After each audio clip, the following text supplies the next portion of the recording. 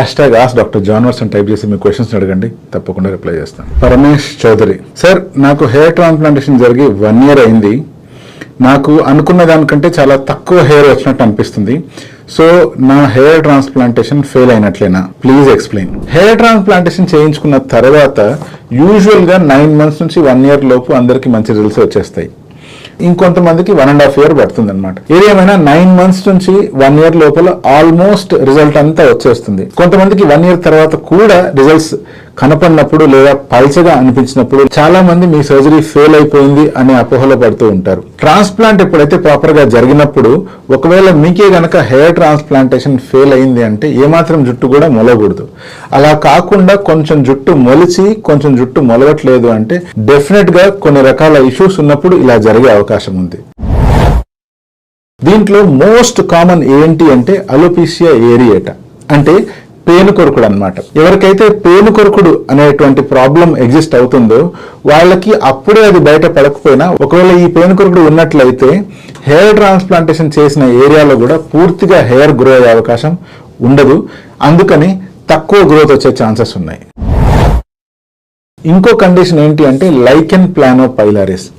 ఈ కండిషన్ కూడా ఒక ఆటో ఇమ్యూన్ కండిషన్, అంటే పేనుకొరకుడు లేదా అలోపేషియా ఏరియేటా లాగానే ఇది కూడా ఒక ఆటో ఇమ్యూన్ కండిషన్. అంటే ఆ వ్యక్తి సొంత బాడీలోనే తన సొంత సెల్సే ఆ హెయిర్ ని డిస్ట్రాయ్ చేస్తూ ఉంటాయి అన్నమాట. ఇలాంటి కండిషన్ లో కూడా హెయిర్ ట్రాన్స్ప్లాంటేషన్ తర్వాత రిజల్ట్ అంతంత మాత్రమే వస్తాయి. చాలా మంది వెయిట్ ఎక్కువ ఉన్న వాళ్ళు మ్యారేజ్ కి ప్రిపేర్ అయ్యే కంటే ముందు కొంచెం బాడీ ట్రాన్స్ఫర్మేషన్ చేసుకుందాం అనే ఉద్దేశంతో ఒక పక్క వెయిట్ లాస్ ప్లాన్ చేస్తుంటారు, ఇంకో పక్క హెయిర్ గనక పల్చగా ఉన్నా లేకపోతే బట్టలు ఉంటే దాన్ని కరెక్ట్ చేసుకోవాలని ట్రై చేస్తుంటారు. సేమ్ టైం వాళ్ళ ఫేషియల్ కలర్ ఇంప్రూవ్మెంట్ గురించి కూడా వర్కప్ చేస్తూ ఉంటారు. సో ఫేషియల్ కలర్ ఇంప్రూవ్మెంట్ గురించి పక్కన పెట్టేస్తే ట్రాన్స్ప్లాంట్ చేసుకుంటూ వెయిట్ లాస్ డైట్ కానీ వెయిట్ లాస్ ప్రత్యేకించి ట్రీట్మెంట్ ఫాలో అవుతున్నారంటే డెఫినెట్ గా అది మీ రిజల్ట్స్ మీద ప్రభావం చూపిస్తుంది. మీకు వచ్చే నార్మల్ రిజల్ట్ కంటే ఎంతో కొంత తక్కువ రిజల్ట్ వచ్చే అవకాశం ఉంటుంది. అంటే హెయిర్ కూడా కొంచెం పల్చగా గ్రో అయ్యే అవకాశం ఉంటుంది. 4వ ఇంపార్టెంట్ పాయింట్ ఏంటి అంటే స్ట్రెస్. మీకే గనక విపరీతమైన స్ట్రెస్ ఉన్నా లేకపోతే మీరు పైకి నార్మల్గా కనిపించినా కూడా మీరు ప్రతి పాయింట్ని కానీ లేకపోతే ప్రతి సమస్యను కానీ ఎక్కువగా ఆలోచిస్తున్నారు, ఓవర్ థింకింగ్ చేస్తున్నారు అనుకోండి. అటువంటి సమయంలో కూడా మన బాడీలో కార్టిజాల్ అనేటువంటిది అంటే స్ట్రెస్ హార్మోన్ ఇది రిలీజ్ అయినప్పుడు కూడా ప్రాపర్ హీలింగ్ అనేటువంటిది జరగక మీకు రిజల్ట్ అనేటువంటిది కొంచెం పల్చగా వచ్చే అవకాశాలు ఉంటాయి. మీరు గనక ఏదైనా డిసీజ్ సంబంధించి కానీ లేకపోతే ఏదైనా క్రానిక్ కండిషన్ వల్ల మెడికేషన్ వాడుతున్నా అనుకోండి, ఆ మెడికేషన్ కనుక హెయిర్ గ్రోత్ని ఇన్హిబిట్ చేస్తున్నట్లయితే అగైన్ ఈ విషయం మీరు సర్జరీ కంటే ముందు మీ డాక్టర్తో స్పెసిఫై చేయడం మంచిది. అలా చేయని పక్షంలో మీకు సర్జరీ తర్వాత గ్రోత్ అనేటువంటిది స్లో డౌన్ అయిపోయే ఛాన్స్ ఉంటుంది. 6వ ఏంటి అంటే మెటబాలిక్ డిజార్డర్స్. దాంట్లో ప్రధానంగా వచ్చేది డయాబెటీస్. అంటే షుగర్ ఉన్న వాళ్ళకు కూడా ఒకవేళ అదే గనక కంట్రోల్లో లేకున్నట్లయితే అటువంటి సిచ్యువేషన్లో సర్జరీ ఎంత బాగా జరిగినా కూడా రిజల్ట్స్ అనేటువంటిది అంతంత మాత్రమే వస్తాయి.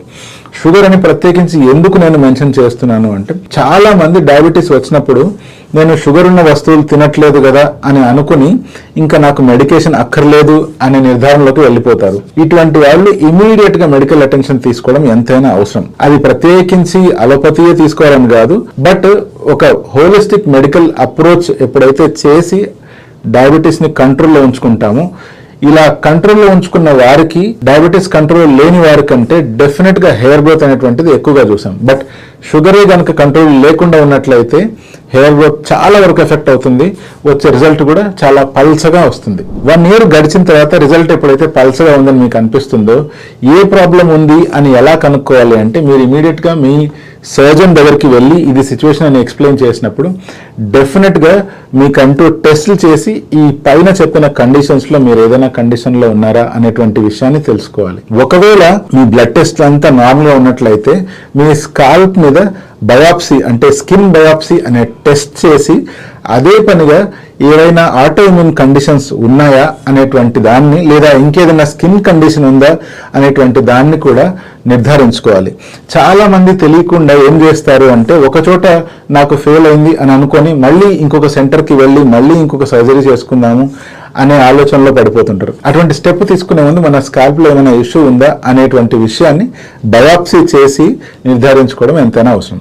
ఒకసారి బయాప్సీ చేసిన తర్వాత దానికి అనుగుణంగా ట్రీట్మెంట్ కనుక తీసుకున్నట్లయితే అట్లీస్ట్ పెరిగిన వెంట్రుకలను కాపాడుకోవచ్చు, ఫర్దర్గా ఉండే వెంట్రుకలను పోకుండా మనం సేవ్ చేసుకున్న వాళ్ళం అవుతాం. బట్ దీని గురించి ఆలోచిస్తూ మదన పడిపోతే మాత్రం ఇంకా స్ట్రెస్ వల్ల మీ ఎగ్జిస్టింగ్ బాల్నెస్ కాస్త ఇంకా పెరిగిపోయే ఛాన్స్ ఉంటుంది. ఇటువంటి సిచ్యువేషన్లో step by step treatment follow అవడమే సరైన పద్ధతి.